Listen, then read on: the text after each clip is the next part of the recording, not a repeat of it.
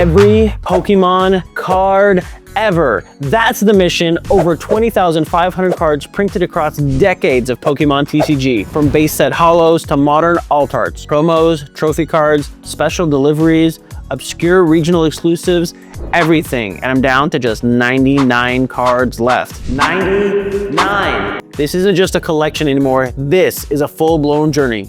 A marathon that started with a childhood binder and has turned into a hunt across shops, conventions, online deals, and late night negotiations. I'm not chasing most of them. I'm not chasing the big ones. I'm chasing every single card ever printed. I'm Mr. Complete Decks, and this is my journey. Because one of those final 99 cards is the Red Victini from White Flare. Not the identical twin from Black Bolt. Not the one that looks the same in the photos. The actual White Flare version. And if you don't know why that matters, buckle up. The set we're diving into today is White Flare, part of the Scarlet and Violet era of the Pokemon TCG. It was released on July 18th, 2025, and it dropped at the same exact time as its counterpart, Black Bolt. Two sister sets, two parallel card pulls, two versions of certain chase cards. Every Unova card in a unique illustration rare, and the whole sets are just beautiful, including the Red Victini. Now, what makes White Flare interesting is that this wasn't your traditional release. No standard booster boxes, no cases of 36 packs to rip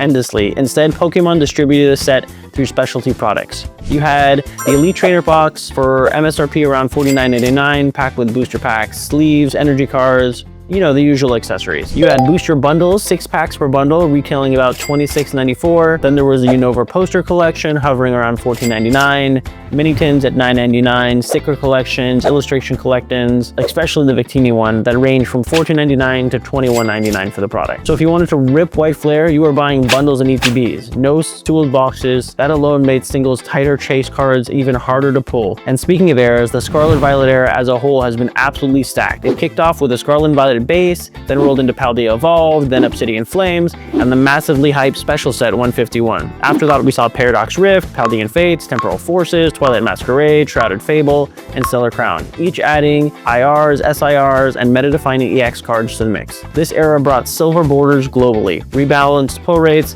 and some of the most dynamic artworks TCG has ever seen.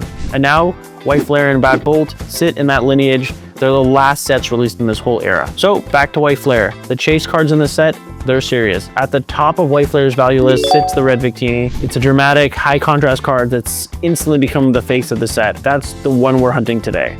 Right behind it, you've got the Reshiram EX, the all-white card. It's the BWR form. And then you have the SIR Reshiram EX, stunning artwork, strong collector appeal. And then there's the Hydreigon EX special illustration railer. Some more just White Flare has just heat, real heat. And here's where things get tricky, because Black Bolt released the same day. It mirrors the same structures. It has its own Red Victini, the all red one, and it has its own big hitters, especially the Zekrom EX variants that gave collectors FOMO if they didn't have one. The sets look almost the same. Same pose, same dramatic color palette, same energy. But the Red Victinis have a different set stamp, different numbering, and a whole different identity. And when you're 99 cards away from completing every Pokemon card ever printed, those details really matter. If I accidentally buy the Black Bolt Victini thinking it completes my White Flare slot, that's a mistake. I can't afford this late in the game. So the hunt begins. I go see a buddy of mine, a vendor. I walk in confident. I bought from them many times before, and I ask if they have any White Flare singles. My heart jumps. I see so many great hits from White Flare and Black Bolt, but nope, strike one. Then I go see my other buddy. This one knows their stuff. I walk up and immediately say, hey, you're looking for the Red Victini, aren't you? They pull a slab from behind the glass. Again, it's the Red Victini, but it's slabbed. I don't want a slab right now. I double check the set symbol and it's still the White Flare, but I just don't want to overpay for a slab and then if I'm gonna crack it out. So no luck.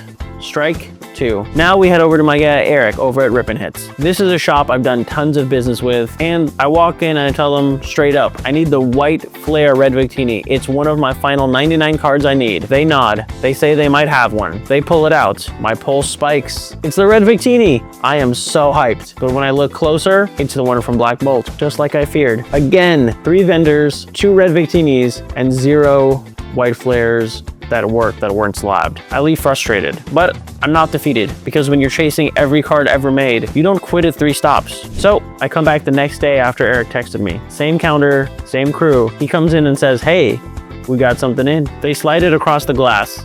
I flip it over, and it's the Red Victini with the white flare set stamp. The correct numbering, the correct version. Finally, we did it. This is the one. Now it's about the price. They're asking $400. And honestly, at this stage of the game, with only 99 cards left, sometimes you just pay it. But since I've done a daily challenge to save up money, I want to save every dollar I can. Relationships really matter in this hobby, and I've bought a lot of cards from Rip and Hits over the years. So we talk, we negotiate back and forth, and since they love me and I love them, we settle at $360. Deal. And just like that, the 99 cards I need becomes 98. And that's what this journey is now. It's not ripping random pads, hoping for luck. It's precision.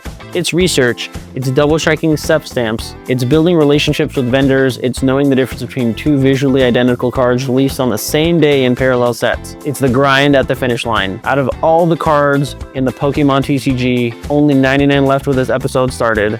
And one of them, the Red Victini from White Flare, is finally off the list. We're not just collecting anymore, we're closing in on history.